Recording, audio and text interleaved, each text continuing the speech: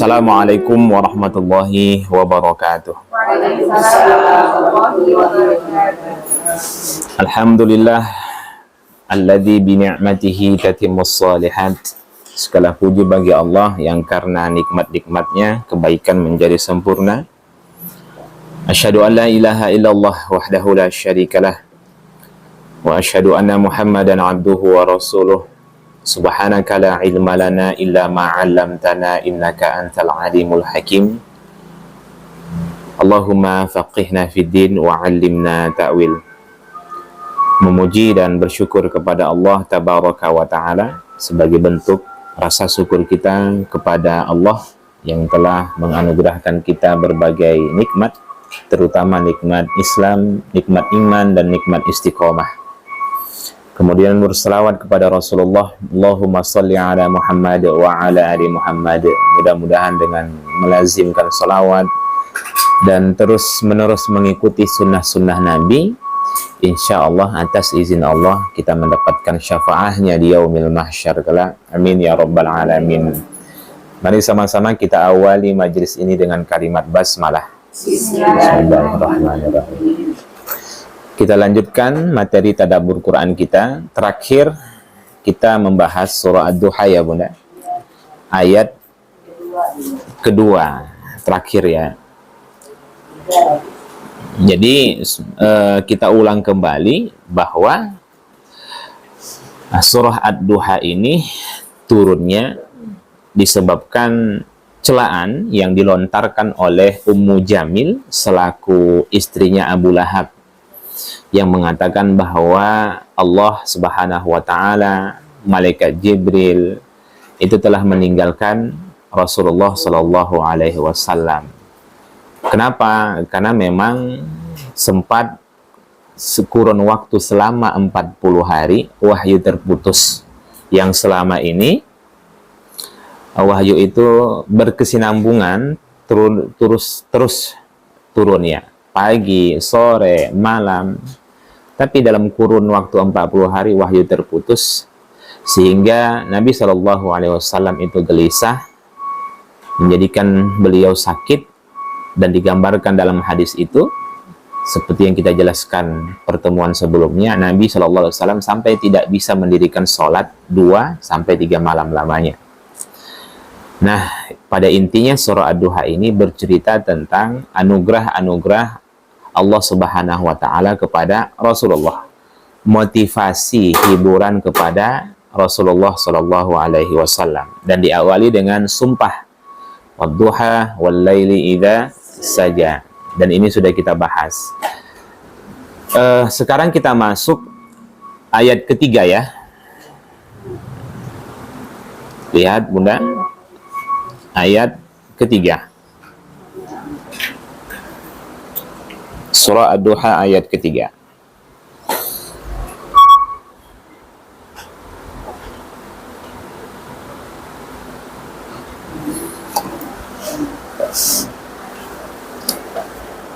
Sebelumnya ini baru nampak wajahnya Bunda.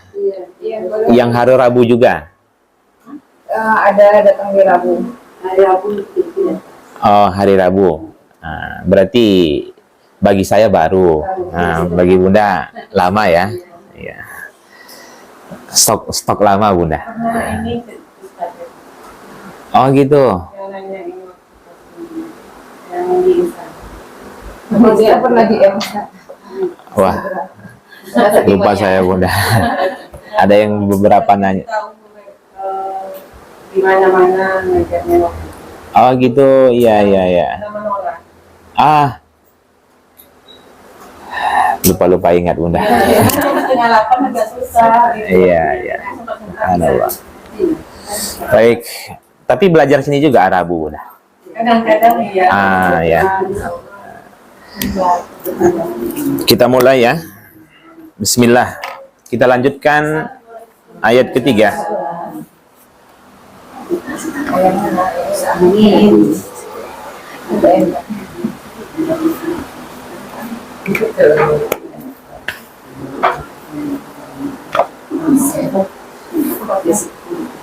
Nah,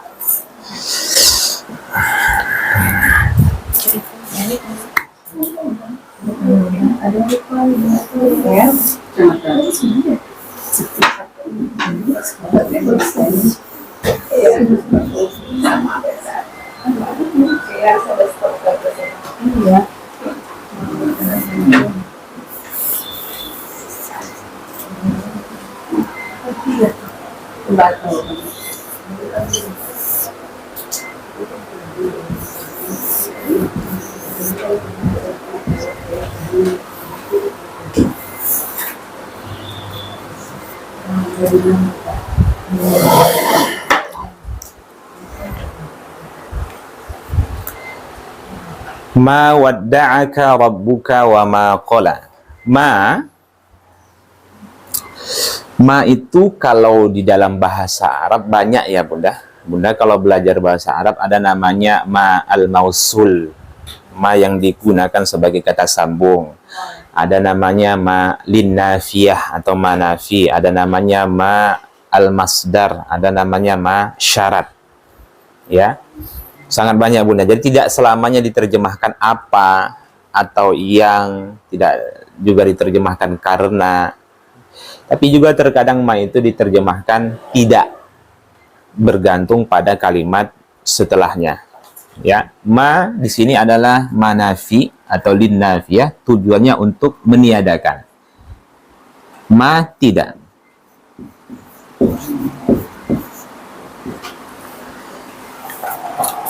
Wadda'aka. Apa wadda'aka Bunda? Pernah mendengar wadda'aka? Selain membaca surah Ad-Duha, pernah mendengar wadda'aka?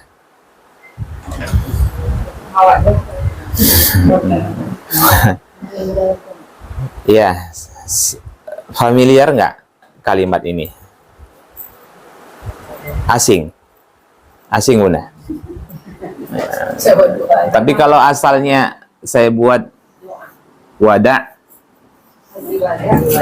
apa artinya? Perpisahan, selamat tinggal. Jadi kalau haji wada, haji selamat tinggal. Haji perpisahan, ya. Tawaf wada. Tawaf itu kan banyak, ada tawaf kudum, ada tawaf sunnah, ada tawaf umroh, ada tawaf wada, ada tawaf ziarah, sangat banyak. Nah, wada di sini artinya meninggalkan. Baik, wadda'aka tidak meninggalkanmu,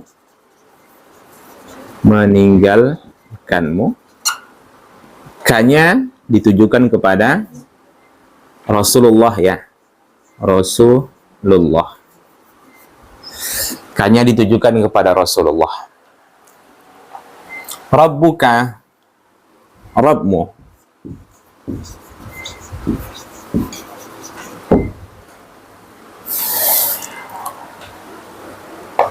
Waw dan ma tidak, qala membenci.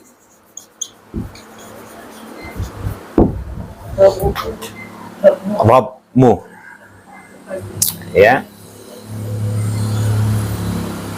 Baik,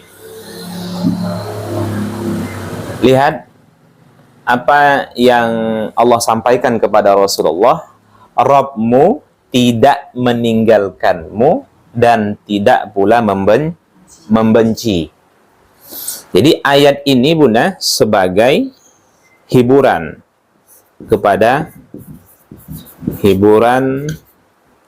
kepada Rasulullah Sallallahu Alaihi Wasallam. Saya ulang kembali, ayat ini sebagai hiburan kepada Rasulullah Sallallahu Alaihi Wasallam.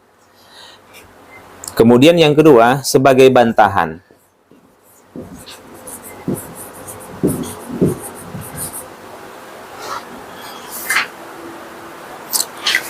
Apa yang ingin Allah bantah, Bunda?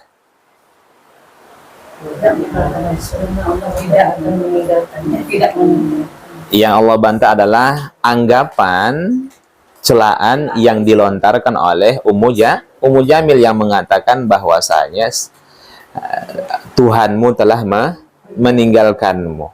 Tapi di dalam hadis itu kan kita sebutkan, Tuhan di situ dia sebut adalah setanmu, menunjukkan betapa bencinya Ummu Jamil kepada apa yang disembah oleh Rasulullah Sallallahu Alaihi Wasallam. Ya, hiburan kepada Rasulullah bahwasanya Allah Subhanahu Wa Taala tidak meninggalkan Nabi, apalagi sampai membenci. Meninggalkan saja tidak, apalagi membenci. Juga sebagai bantahan, tidak sebagaimana yang dituduhkan oleh Ummu Jamil itu, yang mengatakan bahwasanya Allah telah meninggalkan Rasulullah Sallallahu Alaihi Wasallam.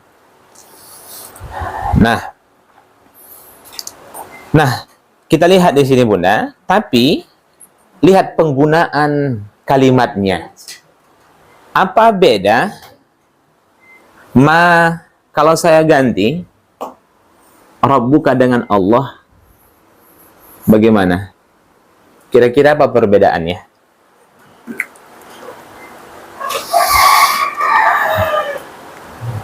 Saya ajak nih Bunda berpikir. Nggak disuap saja ya. Belajar sama saya nggak disuap saja Bunda. Ikut serta berpikir. Nah. Allah tidak meninggalkanmu, Rabbmu tidak meninggalkanmu.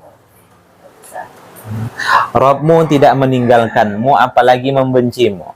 Allah tidak meninggalkanmu, apalagi membencimu. Di mana letak perbedaannya? Udah mikir Bunda?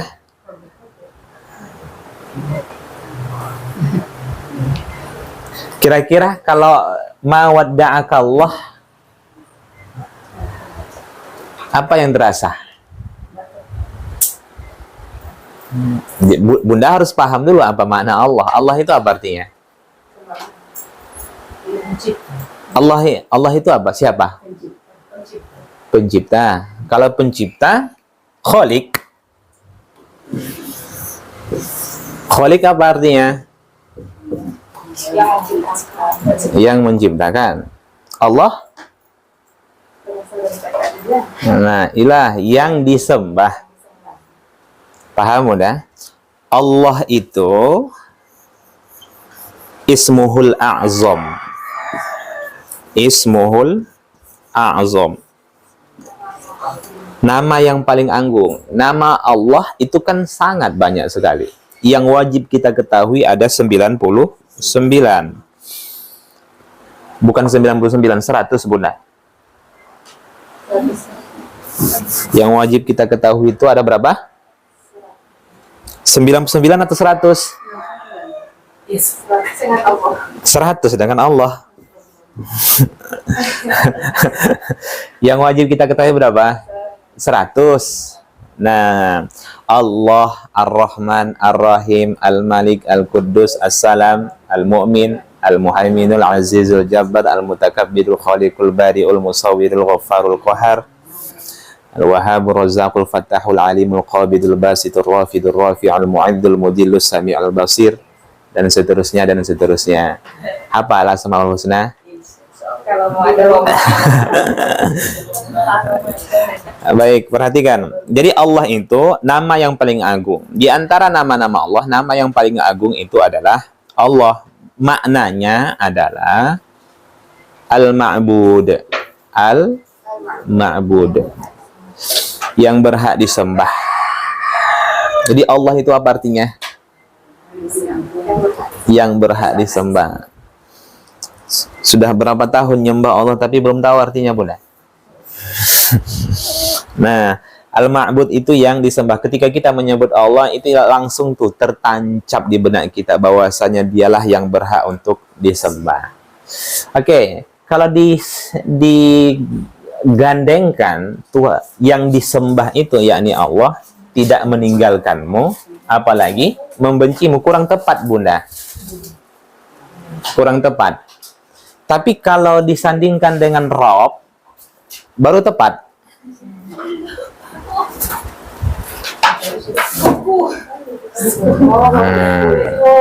Kesalahan. Kalau biasa ngangkat galon, biasa ngangkat itu. Nah, Oke, kira-kira tepat nggak digandengkan nama Allah itu sendiri dengan ini? Dengan membenci, dengan meninggalkan. Tepat? Kurang tepat, Bunda. Lihat pilihan kata itu. Allah sandingkan sifatnya Rabb untuk menunjukkan apa? Rabb itu apa artinya? Al-Khaliq, ya. Menciptakan, kemudian memiliki, kemudian mengatur atau mengurus. Ya, ini sudah sering kita jelaskan, Bunda. Kita ulang kembali supaya paham apa makna dari ayat 3 ini. Allah yang menciptakan siapa di sini?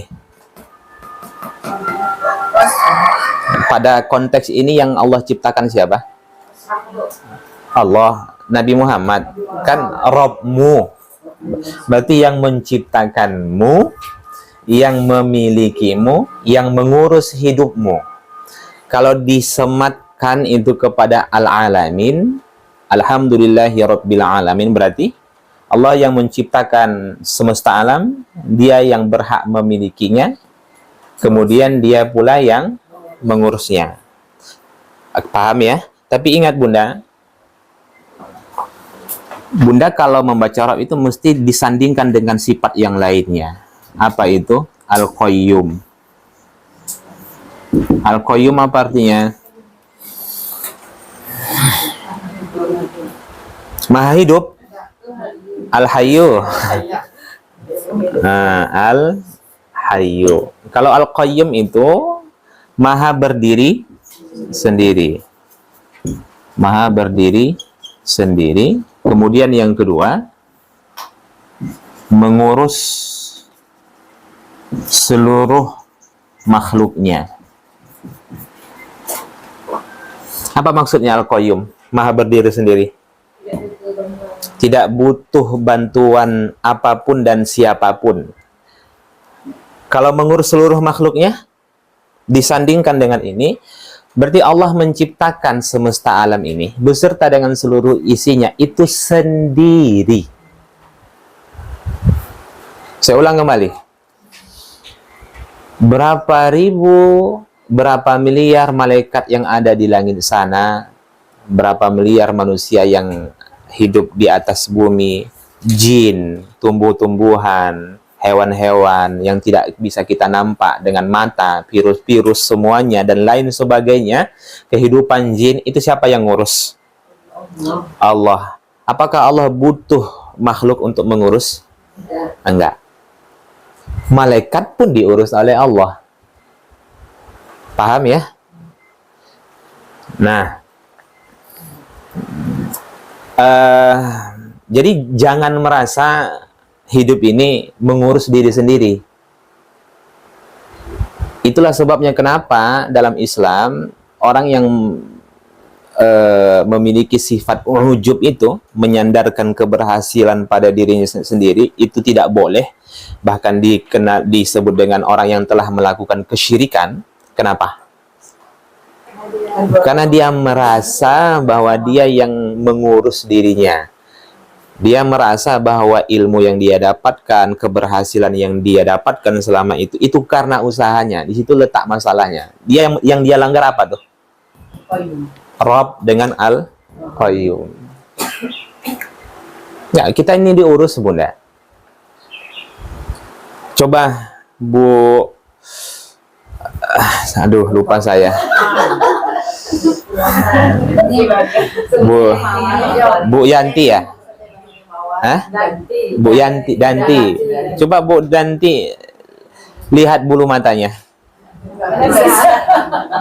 Yang dekat saja nggak bisa Bunda lihat. Sok ngurus diri sendiri gitu. Bunda, kita nggak mampu. Yang paling dekat dengan kita itu nggak bisa kita lihat. Iya. Iya, tanpa bantuan apapun kita bisa melihat. Coba lihat telinga aja Bunda. Atau ya, Bu Finan coba lihat alis matanya. Lihat sendiri alis mata bisa tanpa bantuan? Enggak kan? Nah, menunjukkan apa? Kita nggak bisa ngurus diri kita sendiri, Bunda. Itulah sebabnya Nabi SAW perintahkan kepada Fatimah, setiap pagi dan petang, wahai Fatimah, jangan engkau merasa kamu mengurus dirimu sendiri. Buktinya apa? Nabi perintahkan kepada Fatimah, ya Hayyu ya Qayyum bi rahmatika astaghisu wa aslih li sya'ni kullah. Kemudian wala takilni ila nafsi tarfata ainin abadan. Nah, itu. Jadi kan disandingkan Al-Hayyu Al-Qayyum, bahwasanya ya Allah, perbaiki dengan rahmatmu, aku meminta tolong kepadamu, astaghis, istighosah. Wa aslih li sya'ni kullah. Ya Allah, tolong perbaiki segala urusanku. Jangan engkau biarkan aku mengurus hidupku walau sekejap mata. Paham? Nah, itu kan doa yang dianjurkan dibaca pada waktu pagi dan sore hari. Baca doa itu. Supaya apa? Supaya kita, Bunda, ketika berkhidmat kepada suami, mendidik anak, bekerja, beraktivitas, semua urusan itu ikut serta Allah di situ. Paham ya? Makanya zikir pagi dan petang. Kalau kita membaca itu, maka semua urusan kita akan dimudahkan oleh Allah sampai sore hari. Begitu kita baca sore, Allah mudahkan sampai pagi hari. Nah, jadi ayat itu Nabi bimbing Fatimah untuk menunjukkan bahwasanya kita ini diurus oleh Allah, bukan kita yang ngurus diri kita sendiri, Bunda. Nah, apalagi contohnya bukti kita ini diurus. Kenapa ya alis mata, rambut, alis mata dengan bulu mata, kemudian dengan bulu hidung nggak kompak tumbuhnya? Sama.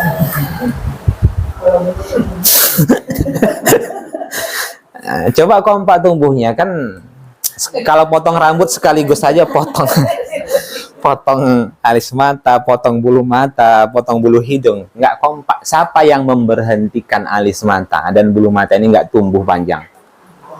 Allah. Ikut serta kita di dalamnya. Gigi yang keras di bawah gusi yang lembut. Coba dibalik.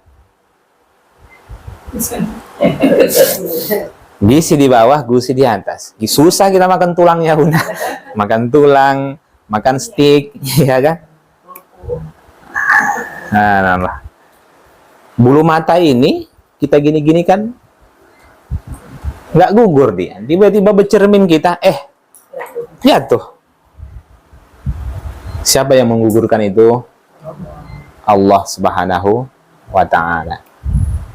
Saya tanya, siapa yang lebih tahu tubuh kita ini? Kita atau Allah? Allah.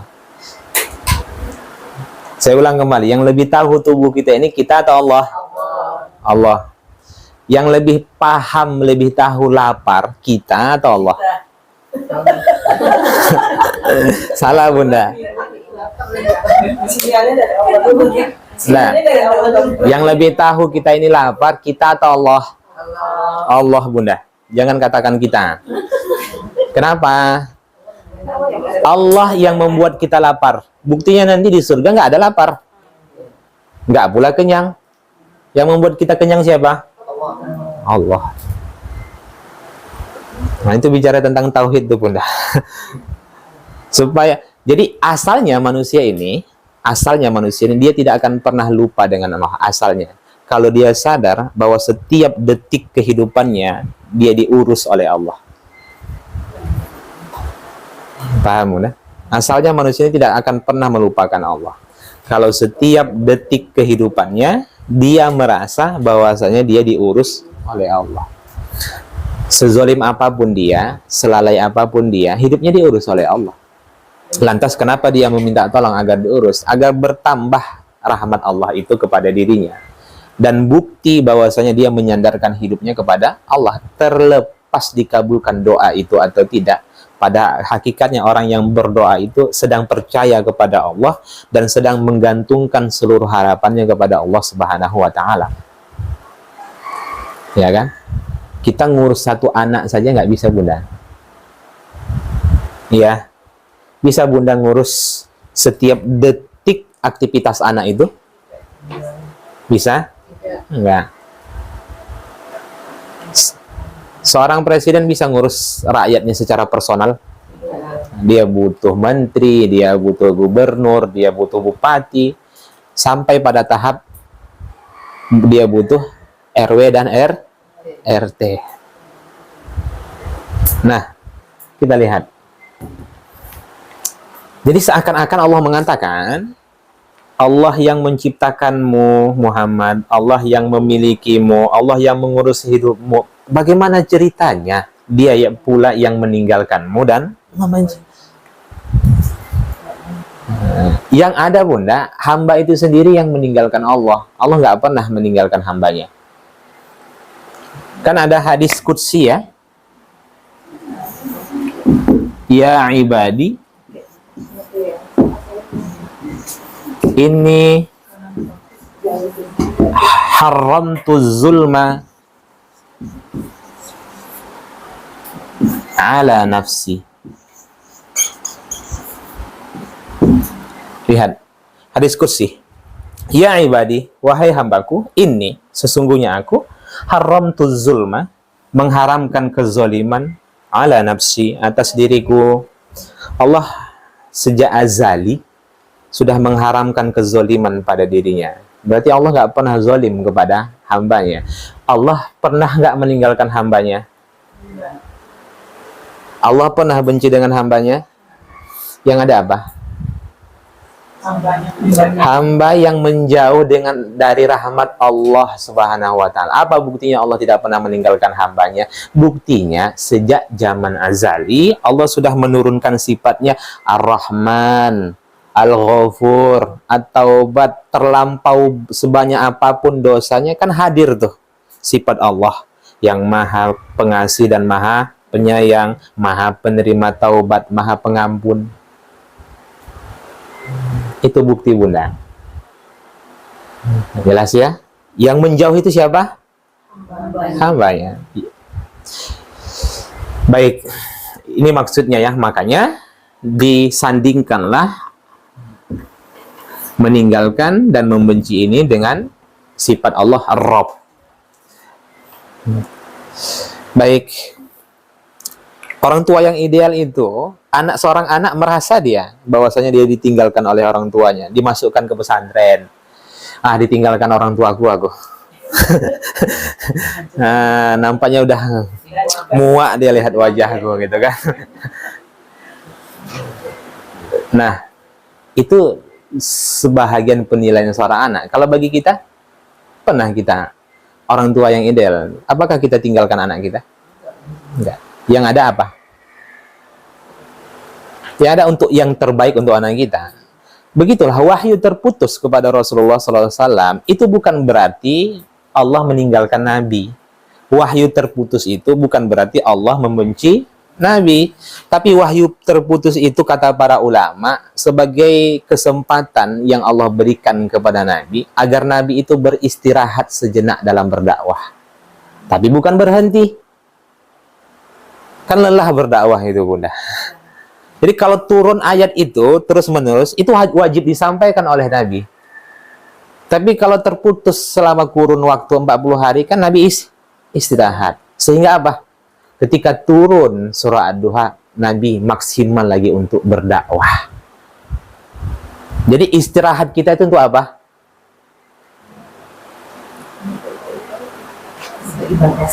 Untuk maksimal beribadah. Nyatanya? Iya. Bukti bahwasanya dia tidur itu untuk Allah. Dia tidur cepat, bangun cepat. Dia bangun jam 1:30 malam. Karena idealnya umat Islam itu tidurnya nggak boleh lewat dari 4 jam. Secara sains mengatakan 8 jam. Tapi 8 jam itu tidak boleh dilakukan setiap hari. Lebih banyak tidur maksimal 4 jam. Karena kalau 8 jam setiap hari rusak tubuhnya. Dan dokter pun mengakui itu. Memang 8 jam itu bukan untuk dilakukan setiap malam. Tapi minimum 4 jam. Maka Rasulullah, tak heran kita. Coba Bunda lihat podcast Dr. Zakir Naik. Beliau sampaikan itu. Ketika ditanya oleh dokter apa? Yang Cina mualaf itu? Dr. Richard. Beliau katakan, memang Islam itu tidur, beliau katakan 3 jam, 4 jam. Kalau lewat dari 4 jam, tubuh lemas, ngantuk. Malah ngantuk, Mbak Bunda. Masalah kita ini bukan kurang tidur sebenarnya. Masalah kita ini, makanan itu banyak gula. Jadi kenapa pagi itu ngantuk? Bukan karena kurangnya tidur. Karena kalau kita melihat Nabi, apa yang Nabi anjurkan itu beraktivitas mulai dari subuh sampai jam 11. Jam 11 tidur, menunggu sholat zuhur. Iya kan? Itu nggak ada tuh sahabat-sahabat ceritanya pernah ngantuk gitu, nggak. Salah kita ini bukan kurangnya tidur. Nah, Ustadz, kenapa kalau bulan puasa itu ngantuk berat? Nggak ada ceritanya orang lapar itu ngantuk, Bunda. Yang ada orang lapar itu dia tidak bisa tidur. Orang Indonesia kalau puasa, nah siap sahur, siap sholat subuh. Masalahnya di mana? Bukan kurangnya tidurnya, bukan banyaknya dia beraktivitas di waktu sahur, tapi pola makanan. Cobalah. Apa kalau bahasa sekarang? Real food ya. Real food ya. Coba luruskan Bunda. Saya agak terkilir lidah saya kalau bahasa Inggris. Ya. Ya. Coba telur lebih banyak protein daripada karbo. Dan orang Indonesia makanya sulit dia kan. Bukti kita ini miskin Bunda, nasi segepok, ayam segini. Orang Arab ayam 1 potong, ayam 1 ekor gitu kan, nasi sedikit, gandumnya sedikit. Apa buktinya kita miskin? Lebih banyak karbohidratnya daripada proteinnya. Kalau orang kaya itu lebih banyak proteinnya daripada karbohidrat. Ya, baik. Nah, dan ini juga pelajaran bagi kita ya, Bunda. Allah tidak pernah meninggalkan kita. Yang ada, kita yang meninggalkan Allah Subhanahu wa Ta'ala. Nah, pelajaran selanjutnya apa? Lihat, Rob di sini adalah bahwa tak ada satupun aktivitas kita yang tidak diurus oleh Allah.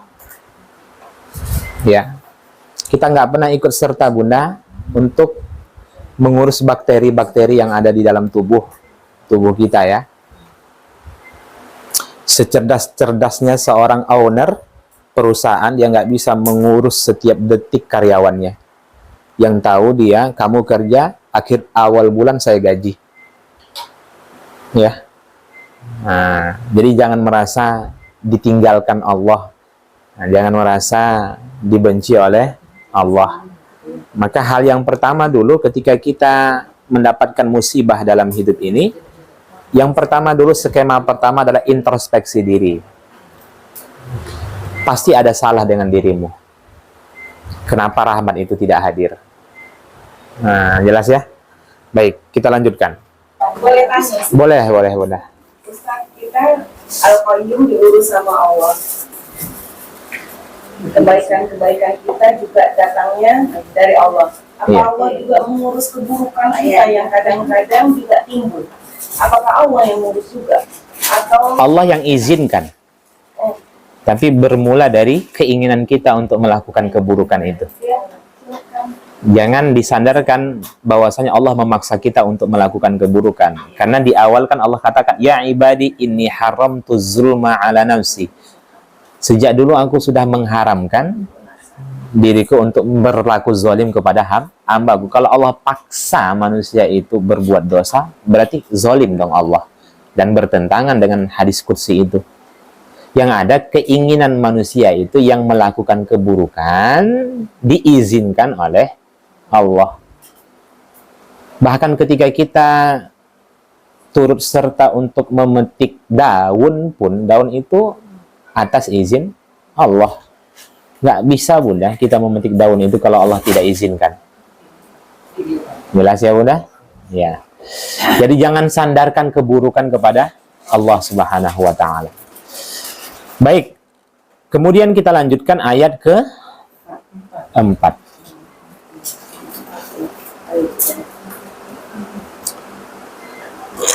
Walal akhiratu khairul laka minal ula. Lagi-lagi di ayat ini Allah terus mencurahkan kasih sayangnya kepada Nabi. Yang pertama, Allah tidak meninggalkan Nabi apalagi membenci. Berarti Allah apa?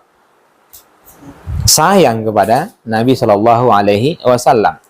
Nikmat selanjutnya Allah sampaikan kepada Rasulullah, walal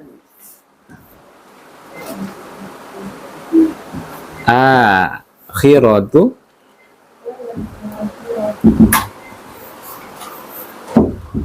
khairul laka minal ula.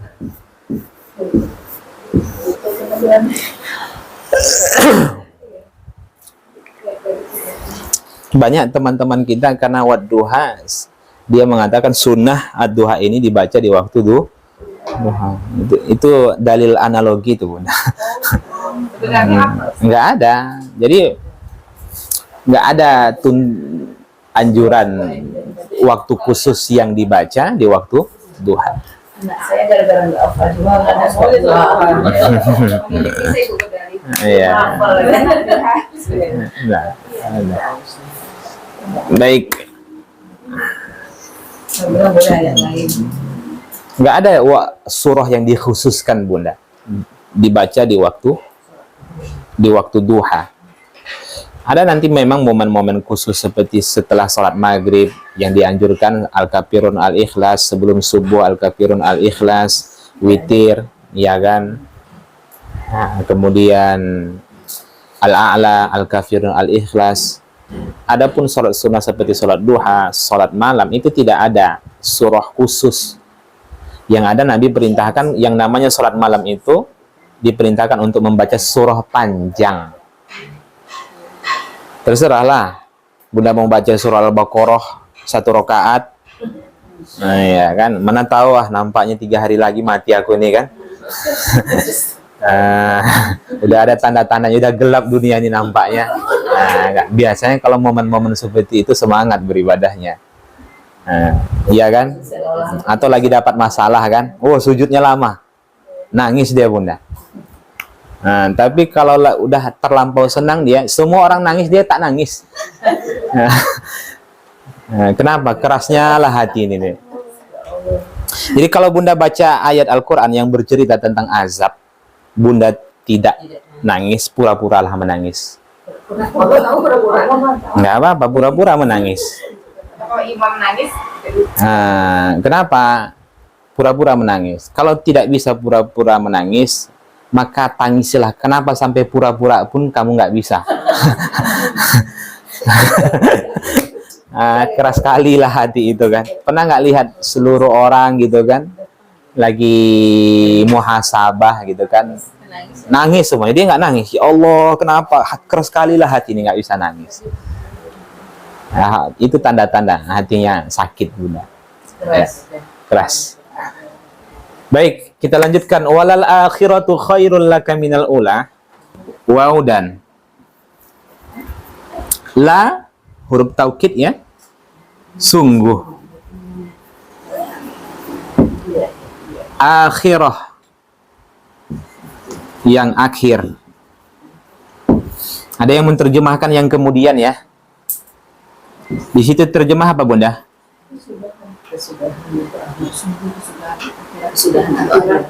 Kesudahan.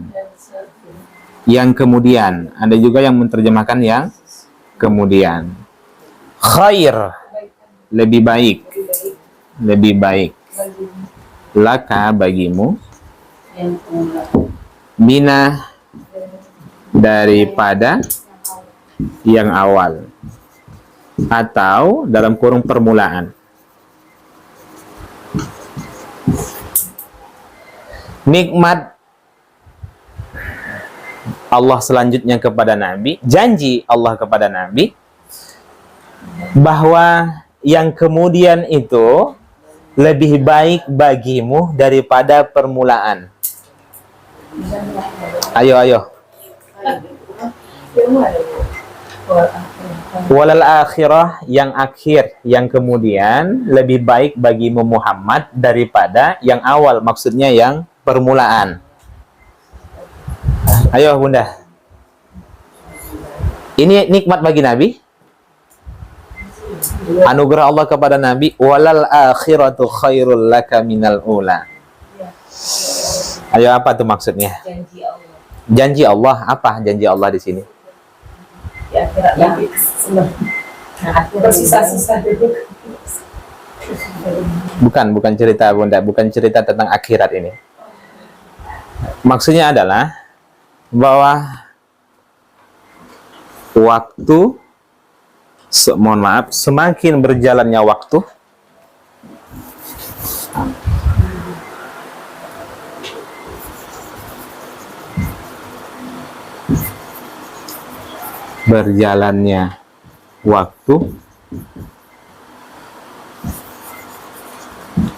derajat Nabi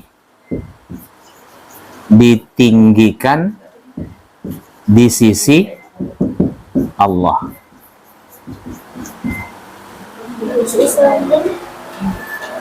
Saya ulang kembali, semakin berjalannya waktu, derajat Nabi ditinggikan di sisi Allah. Ini kata para ulama yang dimaksud dengan ayat keempat. Jadi hari demi hari derajat Nabi itu semakin tinggi di sisi Allah. Artinya apa? Artinya apa Bunda? Kalau derajat Nabi itu hari demi hari semakin tinggi di sisi Allah, artinya apa?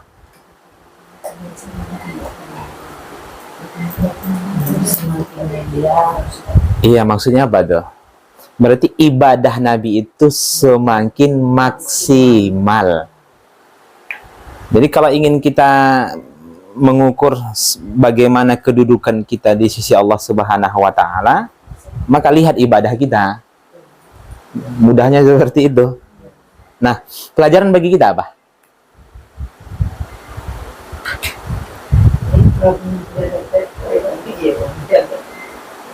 Ini kan untuk Nabi, untuk kita apa? Apa? Masa depan orang yang beriman itu selalu lebih baik daripada masa lalu. Itu Bunda pelajarannya. Ini kan semakin hari derajat Nabi semakin ditinggikan di sisi Allah Subhanahu wa Ta'ala.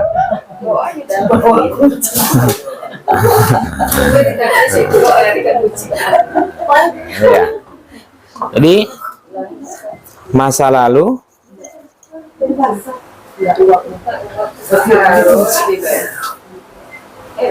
masa depan lebih baik daripada masa lalu. Nah, saya tanya Bunda, lebih baik masa sekarang atau masa lalu? Masa sekarang. Serius? Dari sisi ibadah lebih baik masa sekarang atau masa lalu? Nah, kita nggak bicara tentang finansial Bunda. Kita pikiran orang yang beriman itu selalu yang ada akhirat. Dia nggak berpikir tentang itu. Kalau masalah itu sudah diatur oleh Allah Subhanahu wa Ta'ala. Yang ada sekarang ini gimana supaya maksimal beribadah. Ya kan? Berarti begini. Oh, dapatlah kita simpulkan bahwa buah dari ibadah itu adalah ketika ibadah seseorang itu benar, yang pertama kali Allah anugerahkan apa? Kenangan terus insiro jadinya lapang dada. Terus lapang jawabannya. Apa Bunda? Terus ya. Dia balik ke Ibadah selanjutnya. lebih baik. Jadi Bunda begini, jangan sampai kita di kotak-kotakan ya. Ada sebagian seorang ustadz dan lain sebagainya mengatakan kalau ibadah ini lahir ini, ya, punya rumah nanti 3 lantai, nah, ya kan, mobil ini dan lain sebagainya. Enggak. Kalau ibadah seseorang itu benar, yang pertama kali Allah anugerahkan itu adalah ibadah selanjutnya. Baik. Jadi bukan kalau ibadah benar kamu kaya, kalau ibadah benar nanti kamu dapat keturunan, kalau ibadah benar kamu enggak. Maka lihat, maka buah dari ibadah itu ibadah selanjutnya. Jadi sempat kalau buah dari ibadah itu adalah keburukan, salah tuh. Masa buah dari kebaikan adalah keburukan? Yang ada buah dari kebaikan itu kebaikan selanjutnya. Buah dari bulan Ramadan itu takwa. Masuk 1 Syawal, meningkat sholat sunnahnya, meningkat tilawahnya, lebih rajin ngajinya. Kalau bulan Ramadan dia baca Quran 1 juz sehari, 1 Syawal 2 juz sehari. Kan buah dari ibadah itu kan ibadah selanjutnya. Masa buah dari kebaikan itu buah dari kebaikan itu adalah ketupat, nastar, kembang loyang. Nah, Allahu Akbar, Allahu Akbar. Itu malam pertama dia meninggalkan sholat sunnah. Itu malam pertama dia nggak baca Quran. Itu malam pertama dia nggak sholat tahajud. Dia tutup akhir Ramadan itu dengan ke mall, ke toko. Nggak di sini, di luar sana. Kalau di sini sudah soleha semua Bunda. Ya. Pegang prinsip ini benar-benar Bunda. Ketika ibadah seseorang benar, yang pertama kali Allah anugerahkan apa? Ibadah berikutnya. Maka inilah dia. Jadi yang akhir itu lebih baik bagimu daripada permulaan. Jadi semakin hari, semakin berjalannya waktu, Nabi itu semakin baik. Kalau bahasa sederhananya. Puncaknya kapan? Kapan Nabi SAW makin dekat di sisi Allah? Kapan? Setelah Nabi tiada. Setelah Nabi SAW itu wafat, itulah yang paling dekat di sisi Allah. Kan semakin hari ini lebih baik Nabi, besok lebih baik lagi, besok lebih baik lagi, besoknya lebih baik lagi. Kan terus menerus bertambah baiknya Rasulullah SAW. Dan puncaknya kapan? Ketika Nabi wafat. Artinya ketika Nabi wafat itulah puncak tertinggi Nabi paling dekat dengan Allah. Kalau memang semakin hari kan harusnya bertambah. Nah, maka tak heran kita Bunda, Nabi itu adalah orang yang paling zuhud. Ya. Walaupun Nabi SAW itu rumahnya sempit, kemudian makannya nggak banyak, tapi hidup Nabi tetap tenang. Kenapa? Karena yang ada di pikiran Nabi itu bagaimana dia semakin dekat di sisi Allah Subhanahu wa Ta'ala. Pikiran Nabi itu hanya akhirat saja. Sampailah suatu ketika di akhir-akhir kehidupan Nabi SAW, ketika Nabi menjelang wafat Nabi, Allah perintahkan kepada malaikat Jibril untuk menawarkan kepada Rasulullah SAW, wahai Muhammad, apakah kamu ingin dikekalkan sampai dunia berakhir, kemudian kamu masuk surga, atau mati sekarang, lalu kamu masuk surga? Rasulullah minta apa? Mati sekarang. Jadi sebelum Nabi wafat itu Allah tawarkan kepada Nabi, kamu ingin dikekalkan, dihidupkan sampai hari kiamat, kemudian kamu masuk surga, atau mati sekarang? Nabi minta apa? Kita? Pingin 10 tahun lagi masuk surga, atau sekarang masuk surga? Ya, Iya, sekarang mau. Bu Vina. Sekarang yang mau. Sekarang surga nih. Bu apa? Bu Wiwit. Bu Lia. Bu Lia, Bu Lia sekarang masuk surga atau agak-agak 10 tahun lagi nanti baru masuk surga? Nah, sekarang pasti masuk surga. 10 tahun lagi pasti juga masuk surga. Sedih ya? Sekarang aja lah Ustaz, terlepas dari penjara dunia. Dua-duanya sebentar lagi, Ustaz, biar besar anak dulu. Pasti. Kalau iya pasti kedua-duanya. Tunggu anak besar dulu. Berat kali lah ninggalkan dunia itu ya Bunda. Biasa. Ya, padahal dia janjikan masuk surga Bunda. Ya. Baik, kita lanjutkan. Walal akhiratu khairul laka minal ula. Lanjut, wala saufa yu'tika rabbuka fatardah. Udah, di bawah aja Bunda.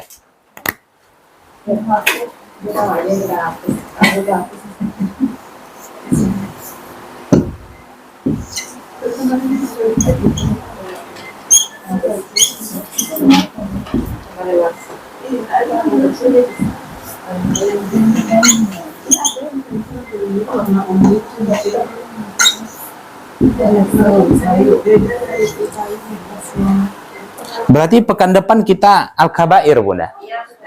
Iya, awal bulan sudah ya. Awal, ya. Semuanya dapat? Yang baru belum. Yang baru bisa check out di Shopee. Check out mandiri. Wala saufa yu'tika rabbuka fatardah. Subhanallah Bunda.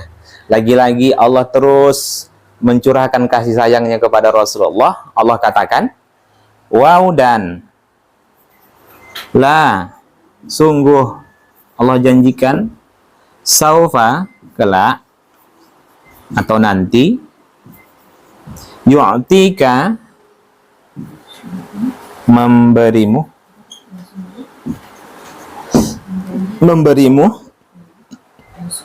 Dan sungguh apa Ustaz? dan sungguh kelak atau akan memberimu Rabbuka, Rabbmu fatardo, lalu kamu puas, ridho. Ridho itu artinya puncak ya. Fatardo. Kata Allah, dan kelak Rabbmu akan memberikan kepadamu, ia akan menganugerahkan kepadamu sehingga kamu menjadi puas. Maksudnya apa? Bahwa Allah Subhanahu wa taala menjanjikan kepada Nabi bahwa Nabi akan menerima nikmat sampai Nabi itu berada di puncak kepuasan. Paham ya Bunda? Pernah nggak Bunda merasa mendapatkan satu nikmat, memang nikmat itu adalah nikmat yang terbaik selama ini?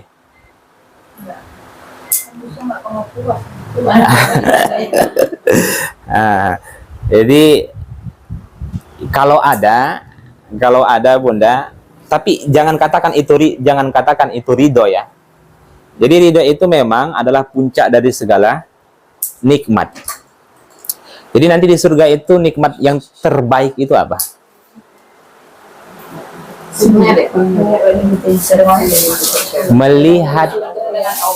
Melihat wajah Allah. Jadi bukan puncak nikmat di surga itu puncaknya adalah makan buah, kemudian segala yang diinginkan dia dapatkan, tidak ada yang namanya letih, gelisah, khawatir, nggak ada. Puncak nikmat di surga itu bisa melihat wajah Allah. Nah, jelas ya Bunda? Nah, Di sini kata para ulama banyak bunda sampai Nabi itu puas. Satu, ada masa bahwasannya Nabi itu akan menguasai kota Mekah. Menguasai kota Mekah. Harapan terbesar Nabi apa bunda? Nabi dapat menguasai kota Mekah sehingga umat Islam itu mudah menjalankan haji dan umroh. Kemudian yang kedua, manusia berbondong-bondong masuk Islam, berbondong-bondong masuk Islam.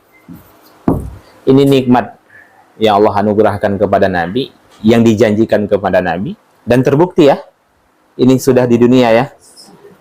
Kemudian yang ketiga,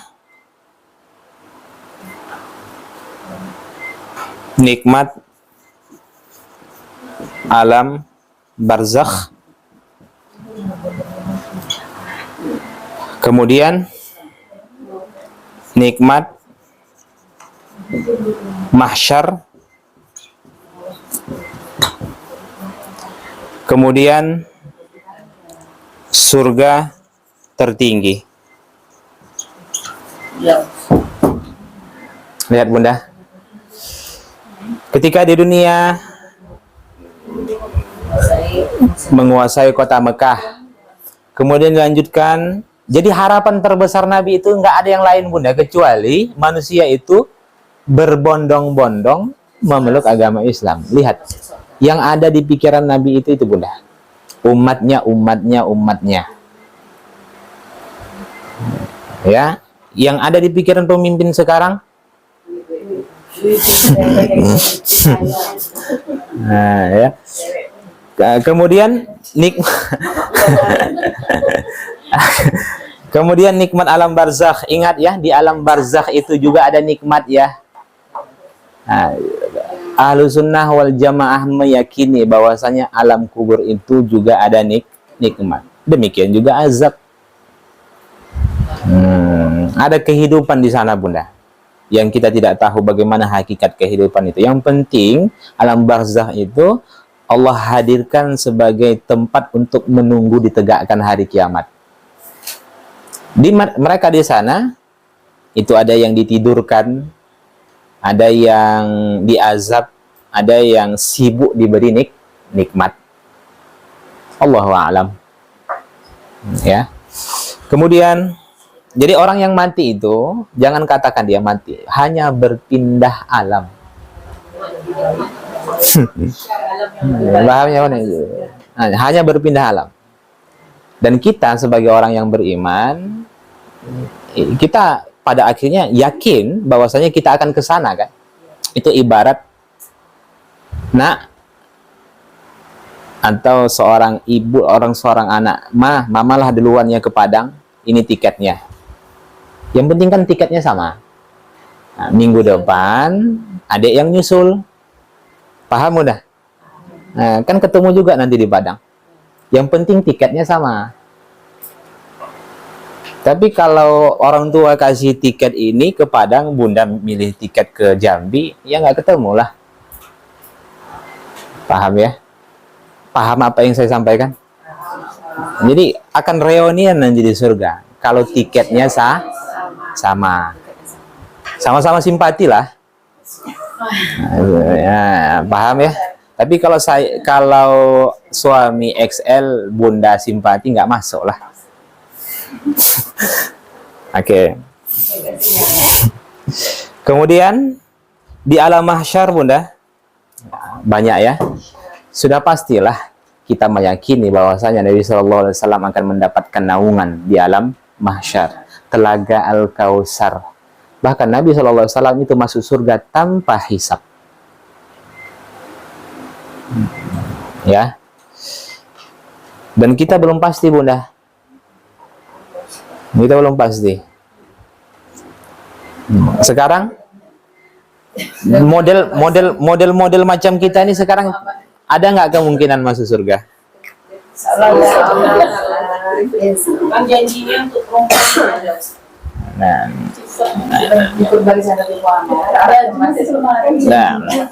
hidayah itu mutlak tangan Allah.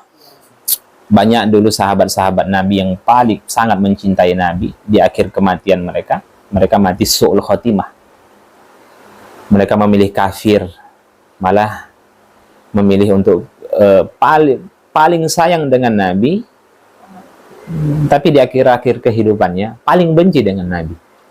Ubaidillah bin Jahsy, dan banyak sahabat-sahabat yang lain. Hidayah itu mutlak ke tangan Allah. Jadi nggak ada yang bisa menjamin kita hari ini menutup aurat, kemudian istiqomah sholat, kemudian begitu sampai mati, enggak. Betapa banyak anak-anak kita, adik-adik kita yang dulu itu istiqomah menutup auratnya, tamatan pesantren, tapi gara-gara pasangannya Kristen, masuk Kristen dia. Hidayah itu mutlak tangan Allah. Makanya itulah yang kita minta-minta Bunda, kita mengemis supaya setiap hari minimal 17 kali ihdinas siratal mustaqim, ya Allah berilah kami hidayah.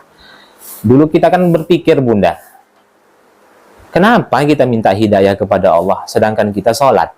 Yang perlu hidayah itu kan orang-orang yang tak sholat. Iya kan? Saya hari ini sudah taat ya Allah, tapi kenapa lagi Engkau perintahkan kami minta hidayah? Kenapa Bunda? Harusnya kan yang minta hidayah itu orang-orang yang berdosa di luar sana. Jawabnya adalah supaya tetap seperti ini sampai mati. Itulah kita baca ihdinas siratal mustaqim, ihdinas siratal mustaqim, ihdinas siratal mustaqim. Nggak ada yang bisa menjamin Bunda. Anak-anak kita yang saat ini itu banyak ya, banyak mulai dari sejak sebelum Nabi, seperti di masa Nabi Musa. Lihat tuh bagaimana Qorunnya. Qorun itu taatnya dulu, tapi begitu dia kaya, menghilang dia dari hadapan Rasulullah, di hadapan Nabi Musa. Bal'am bin Bawrah, sahabat Nabi Musa, tapi apa? Hilang. Nabi juga seperti itu. Bukankah Yudas Iskariot itu adalah disebut dengan kaum Hawariyun, pengikut setia Nabi Isa, tapi apa? Pengkhianat. Banyak sejarah-sejarah di masa silam orang-orang yang taat di masa awal-awal kehidupannya, tapi durhaka di akhir kehidupannya. Nah, baik. Kemudian surga tertinggi. Surga tertinggi. Surga apa itu? Firdaus. Kita kan ini kalau masuk surga mana? Kira-kira Bunda? Minta surga Firdaus. Minta surga Firdaus. Nah, kalau kita ingin membuktikan bahwa Allah itu ada atau tidak, minta yang mustahil.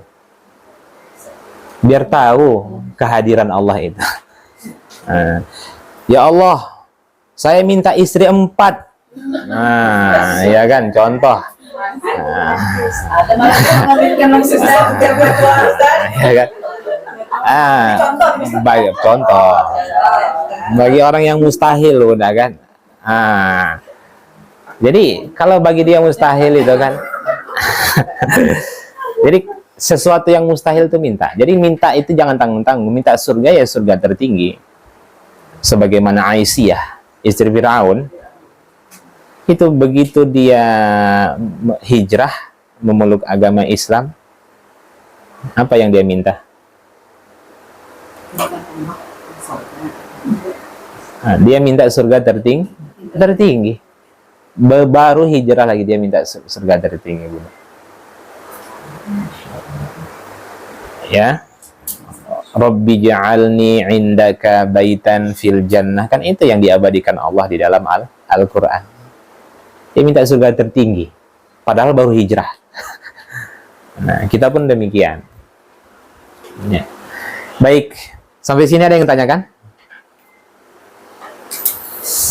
Ustaz, di luar dari ini boleh ya Ustaz? Boleh. Ustaz, misalkan kan kerja. Ini kan kerja, pulangnya itu kan sampai jam 5. Kalau misalnya jam 4 itu udah selesai kerja, nggak ada yang mau dikerjakan lagi. Kalau diambil waktu itu untuk mengaji, itu jadi orang yang curang atau tidak? Nggak ada kerja? Udah selesai. Gitu. Enggak Bunda. Enggak, karena tanggung jawab kan sudah selesai. Jadi boleh. Ya, yang curang itu kalau bunda itu belum selesai tugasnya tapi bunda ambil untuk ibadah, itu nggak boleh. Kalau selesai nggak boleh sekali. Ya, jadi itu kan sudah belum kita bahas ya, masih jauh lagi ya. Teman-teman yang lain al-mutaffifin ya. Al-mutaffifin itu orang-orang yang curang, bukan curang dalam timbangan saja tapi korupsi waktu. Ngajar dia jam 9 ke jam 7.30 kesepakatannya. Pulangnya jam 9,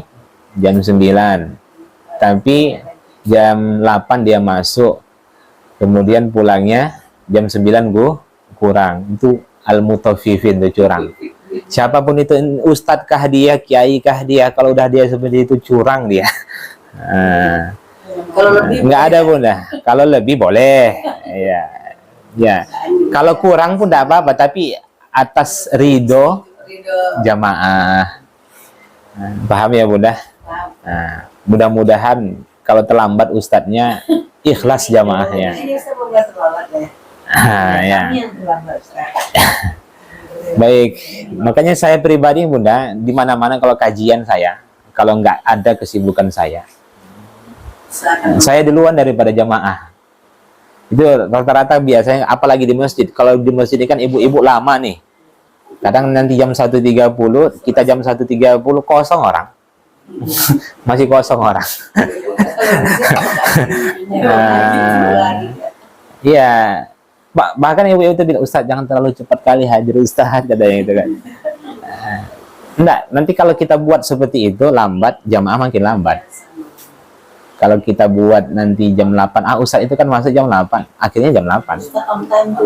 Nah, jadi tapi kalau kita buat jam 7, jam 7.30, Ustaz itu cepat datang.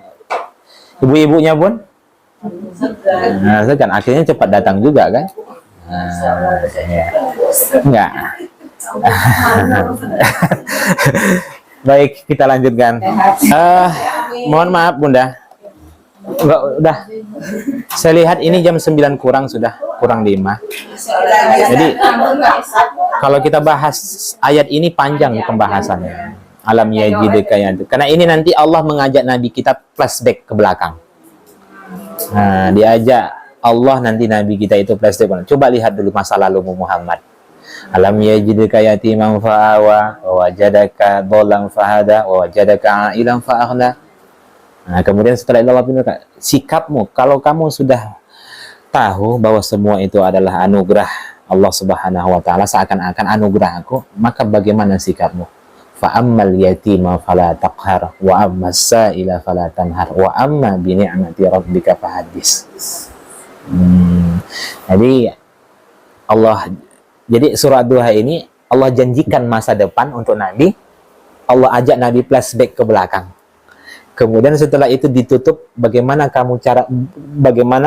kamu menghargai semua nikmat itu. Itulah dia, fa ammal yatima fala taqhar wa ammas sa'ila fala tanhar wa amma bi ni'mati rabbika fahaddis. Indah bunda surah ini. Kalau ditadaburi ya.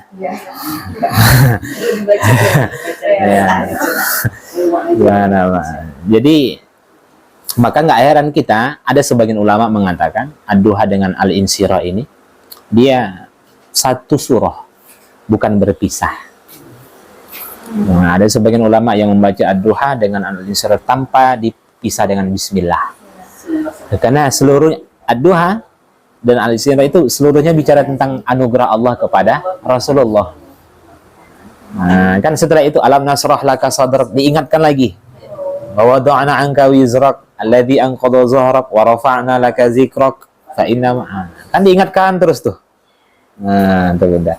Jadi nggak putus, dia nggak bisa pisah. Walaupun memang sebagai jumhur ulama mengatakan terpisah ad-duha dengan al-insyirah, tapi sepakat para ulama sangat kuat kaitannya ad-duha dengan al-insyirah. Seakan-akan orang yang tidak paham ad-duha dia nggak akan paham al-insyirah. Kalau dia tadaburi saja al-insyirah tapi dia tidak tadaburi ad-duha, dia nggak akan paham. Harus dia pahami dua surah itu secara utuh baru dia paham. Sama halnya dengan al-fil dengan Quraisy. Nah, ya. Baik. Jadi setiap surah itu terkadang Allah mengulang kisah yang sama tapi mengandung pelajaran yang berbeda.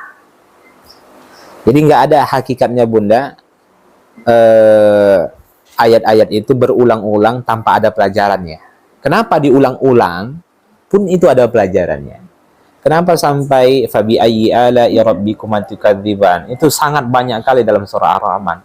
Yang pertama dengan yang kedua, yang ketiga itu berbeda-beda maknanya, bukan sama.